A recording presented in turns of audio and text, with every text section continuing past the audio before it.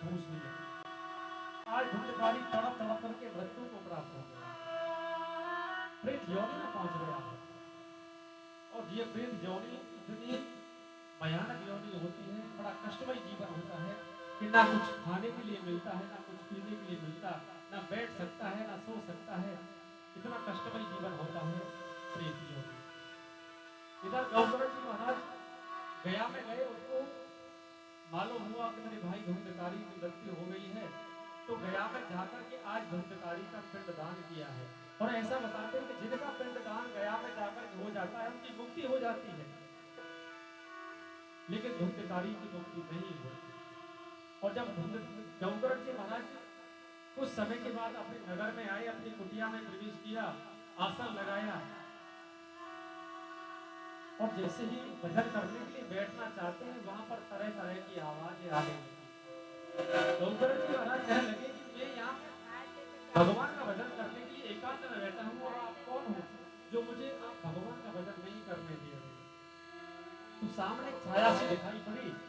गौकर्ण जी महाराज ने अपने कमंडल से जल लिया, जैसी छाया पर छिड़का, आज वहां से आवाज आने लगी कि भैया मैं तुम्हारा भाई धुंधकारी हूँ और मैं प्रेत योनि में हूँ, और मुझे यहाँ पर बहुत कष्ट हो रहा है कि आप मुझे कैसे भी इस प्रेत योनि से मुक्त कराओ।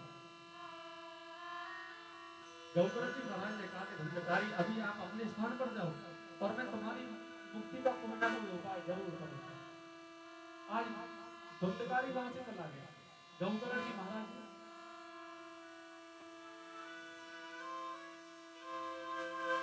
जब सुबह हुई, नगरवासियों से मिले, और जब नगरवासियों से मिले, कहा कि मेरा भाई धुंधकारी प्रेत योनि है, मुझे क्या करना चाहिए। वहीं पर गौकर्ण जी महाराज ने अपने गुरु सूर्य भगवान को याद किया और कहा कि सूर्य देवता मेरा भाई धुंधकारी प्रेत योनि में है, मुझे क्या करना चाहिए। तो वहीं पर सूर्य भगवान ने कहा कि तुम अपने भाई धुंधकारी को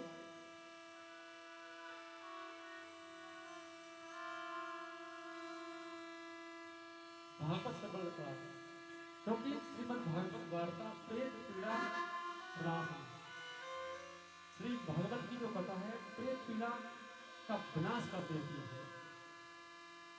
तो आज गौकर्ण जी महाराज ऊंचे स्थान पर बैठे, सभी नगरवासी बड़े प्रेम के साथ श्रोता के रूप में बैठे हुए हैं।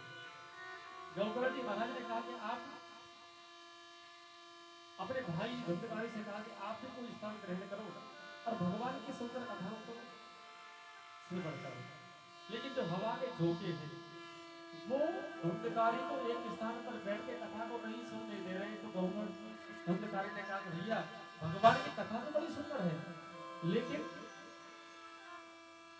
ये हवा के झोंके मुझे एक स्थान पर बैठ के भगवान की कथा नहीं सुनने दे रही है। आप मुझे कोई ऐसा स्थान दो जहां बैठ के मैं भगवान की कथाओं को श्रवण कर सकूं। तो वहीं पर आज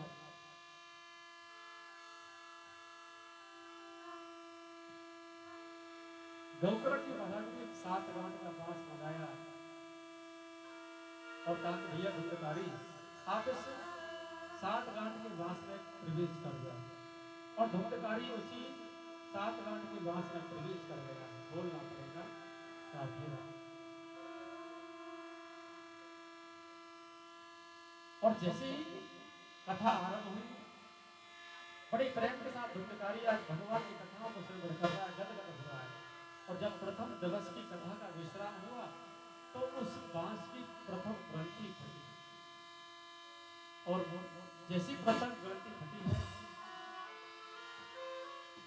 सभी नगरवासी इधर उधर देखने लगे, और जैसे इधर उधर देखने लगे हैं गौकर्ण जी महाराज ने कहा कि नगरवासियों आज जो कथा का विश्राम हुआ है ना, इसलिए इस बांस की प्रथम ग्रंथि फटी है, दूसरे दिन दूसरी ग्रंथि फटी, तीसरे दिन तीसरी ग्रंथि फटी, और इसी प्रकार से 7 दिन में 7 गांठें फटी, और उसी बांस के अंदर से निकला।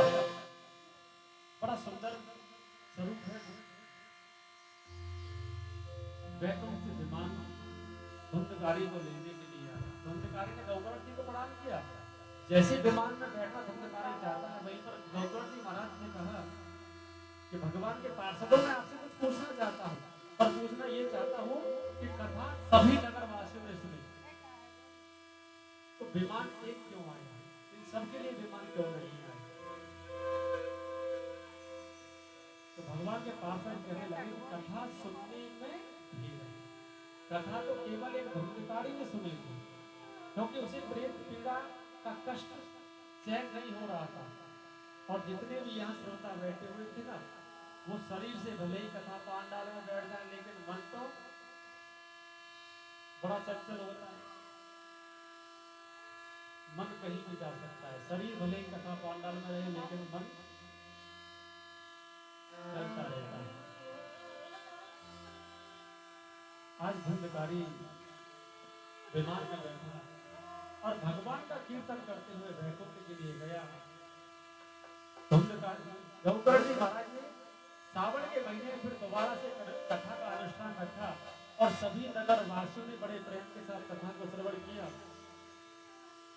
और जैसे भगवान श्री राम संपूर्ण अवधवासियों को लेकर के वैकुंठ के लिए गए, ऐसे आज गौकर्ण जी महाराज भी संपूर्ण नगर वासियों को लेकर के भगवान की धाम कीर्तन करते हुए चले।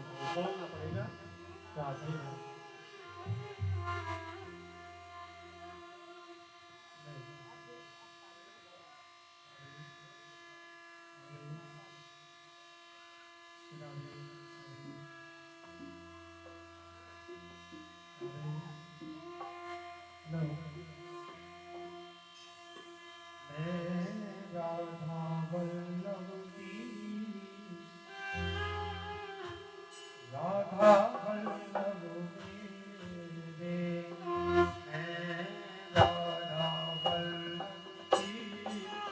राधा वल्लभ